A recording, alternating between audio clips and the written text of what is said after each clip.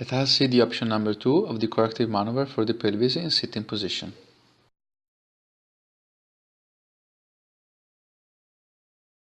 When the transfer movement towards the wheelchair is not performed properly or the patient tends to glide forward, a corrective maneuver of the sitting position becomes necessary.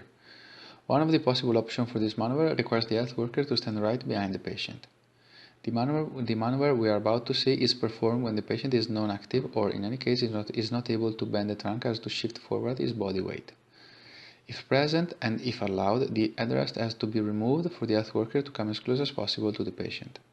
The wheelchair brake has to be activated. The health worker starts the maneuver bringing forward the patient's shoulders as much as needed for him to pass his upper limbs under the patient's armpits. Consequently, the health worker holds firmly the patient's forearms and then crosses his upper limbs, laying them over the patient's abdomen. The health worker lays his knees over the backrest and stabilizes his pelvis through the abdominal and lumbar muscles contraction. After that, the correction can start. Before lifting the patient, the health worker counts to 3 in order to prepare himself for the movement. That consists in lifting the patient's pelvis as little as necessary for the health worker to bring the patient well in contact with the backrest.